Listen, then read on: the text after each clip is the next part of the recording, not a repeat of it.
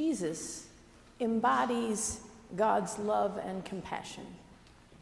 And through his ministry, he also reminds us that God is both a God of love and justice. Jesus' ministry extends beyond just love and compassion for the oppressed and marginalized. Jesus also acts on that love in the form of what we now call nonviolent protest. He preaches on injustice. He feeds the poor. He heals the sick. And he parades into the city in this nonviolent dissent action. Jesus does not just embody love and compassion. He enacts God's justice while reminding us of God's everlasting love. Now, to really see what Jesus is doing as he parades into Jerusalem, we first must understand the custom of a Roman triumph. This spectacular celebration parade was held in ancient times for a military commander who had won a significant victory on the battlefield. It was a lavish and entertaining propaganda spectacle that reminded the people of the glory of Rome and its military superiority over all other nations. This type of parade couldn't just happen. It had to be approved by the rulers and was reserved only for great military commanders. Now, giving this context, Jesus' triumphal entry might take on a different cast. It was not approved. He is no military commander, though some wish he would be.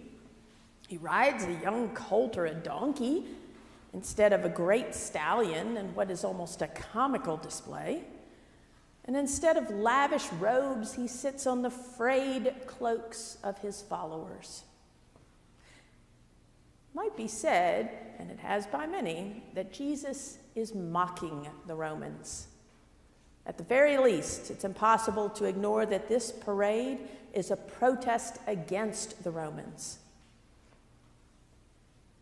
So in his final days, Jesus continues to model nonviolent dissent against the oppressive forces of Rome, even knowing that he will be rejected. This is the tension that begins on Palm Sunday with two very different gospel readings. Even though Jesus knows he will be betrayed and denied and rejected by all, he continues to model walking in the way of love to the very end. Now, we like to lean into God's love and compassion, but we are also called to lean into God's justice, to find our way, our personal vocation in the world to walk in the way of love for our neighbors in need around us. Now, though we are rarely called to martyrdom, we cannot ignore the message of the Scriptures.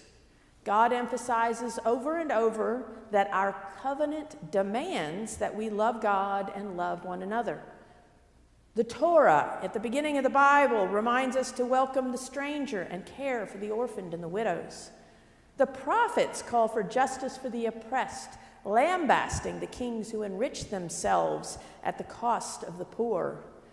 And Jesus repeatedly welcomes the outcast, cares for the poor, and challenges the unjust ruling class.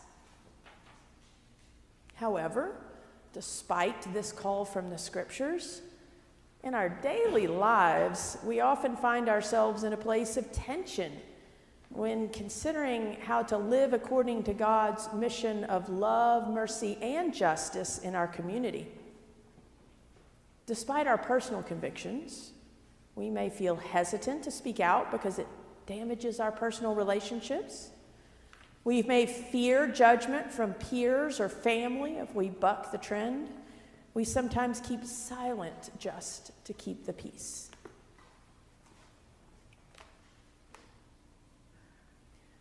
We may also struggle when we don't quite understand how to speak out, or we may struggle to understand why something is called racist, sexist, or otherwise biased when we may not feel that's the kind of person we are. We may avoid this work because of the discomfort and potential heartbreak are too much for us to contemplate if we spend too much time on it. Now, last week in the sermon, I talked about allowing our hearts to break when we're hurting and feeling vulnerable. When we seek, knowing that God is always present for us and that God's covenant of love is written on our hearts, as Jeremiah tells us, waiting to fall in when our hearts break. There is another way that our hearts can break, though, and that is for our neighbor. When we seek to find Christ in everyone we meet, we learn that through new relationships, we can also find our voice for justice. When we know their stories, we find that the only way we can truly love our neighbor is by walking in the way of love and justice. I'm reminded of the journey of an old coworker and good friend of mine. David and I worked together several years ago before I moved on to a different company, but after becoming good friends, we stayed in touch. David worked in a high-pressure IT department. There was a constant stream of projects, and he and his team were required to keep certain systems running 24/7 to meet the organization's requirements. But after he joined the organization, he developed a lot of respect for his coworker, Michelle. They worked really well together to meet deadlines and shared common values around the need to treat their team members with dignity and respect. However, David began to notice that Michelle was often sidelined in meetings and overlooked. He began to make a point of supporting her intentionally in meetings and pulling her into meetings where she had been left out. He was very deliberate about not stepping in for Michelle, but trying to find ways of supporting her voice and work when she was being sidelined. Now, we might call this woke behavior today, but David would have shunned that word. See, David is a white male of a certain age and considers himself conservative. As a result of seeing so much contempt for people like him on the internet, he had some strong aversions to the liberal jargon used to label and censor conservative white males. The culture of blame and shame had only caused him to turn away from these topics. Now, ultimately, I think through the work of the Holy Spirit, David came to his own truth. As he planned to make a job transition, he noticed that Michelle was being overlooked for a potential promotion, even though she was more capable and qualified than the other candidates. He shared one day that it occurred to him that she had only made it this far in the organization because of affirmative action. But even with affirmative action, she would not be fully recognized for her potential without support. See, Michelle was also black. But it never occurred to David to name this because he didn't consider himself racist and he couldn't see the systemic racism until it directly affected his friend. This was a big turning point for David. David had always struggled with affirmative action because growing up, he was exposed to a very different truth about it. David's father was a civil servant in a large city. Growing up, he witnessed over and over as his father was overlooked for promotion because of the efforts of affirmative action in the 70s and 80s. Adding salt to the wound, David's father was often asked to be the acting manager to compensate for ineffective leaders, but was never given the title or pay commensurate with his work. Granted, during this time, organizations were attempting to address racial inequality with radical corrections. But for David's family, this meant that good people like his father were never given a chance because they were white. David, however, found a new voice after witnessing his friend Michelle's experience. When he allowed his heart to break open, he found that God's love and compassion were expansive enough to hold both of his truths. Ultimately, he found healing for his father's experience, even as he found a voice for justice. Now, we each must travel our own journey to find our truths.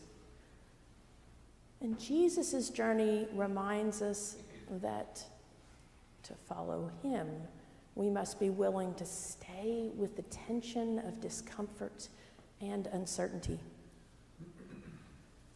We really wish that issues were black and white, but reality is far more complicated. And people are more complex, each with their own stories. But we all have the opportunity to live into our covenant to love our neighbor, whether that's by paying attention to how the Holy Spirit whispers into our hearts, or by holding space where folks of differing opinions are offered a sacred place to find their way. When we respect the dignity of every human being, we follow Jesus, walking in the way of love and justice. So as we journey through Holy Week, I invite you to enter into the story, considering how Jesus models nonviolent dissent and radical love for those who reject him, betray him, and ultimately deny him. He invites us to explore the tension between love and justice. So how does this speak to our own lives, calling us deeper into our covenant to love God and love each other as Jesus loved us?